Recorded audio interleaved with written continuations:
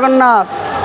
আজ জগন্নাথ দেবের স্নানযাত্রা মহামহোৎসব পালন করা হচ্ছে ইস্কনের শাখা কেন্দ্র জগন্নাথ মন্দিরে, এবং এখানে ভোর 4:30 থেকে বিভিন্ন অনুষ্ঠান চলছে।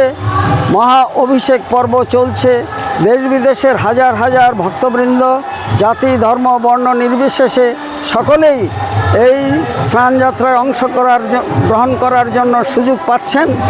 এবং কথিত আছে তারপরে তিনি লোকচক্ষুর অন্তরালে চলে যাবেন। পুনরায় 7ই জুলাই তার এখান থেকে রথযাত্রা শুরু হবে। 5 কিলোমিটার অতিক্রম করে মায়াপুর চন্দ্রোদয় মন্দিরে যাবেন। সেখানে অস্থায়ী মাসির বাড়িতে অবস্থান করবেন।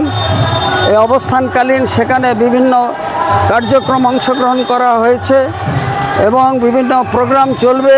পুনরায় 15ই জুলাই আবার ফিরে আসবেন রাজাপুর জগন্নাথ মন্দিরে। সারা বিশ্বের মানুষ এই দিনে রথের রশি ধরার সুযোগ পাবেন। এবং কথিত আছে রথারূঢ় ভগবানকে দর্শন করলে তার আর পুনর্জন্ম হয় না। রথে চ বামনম দৃষ্টা পুনর্জন্ম ন বিদ্যতে। সেই বিশ্বাস ভক্তি নিয়ে যুগ যুগান্ত ধরে চলে আসছে এই অনুষ্ঠান।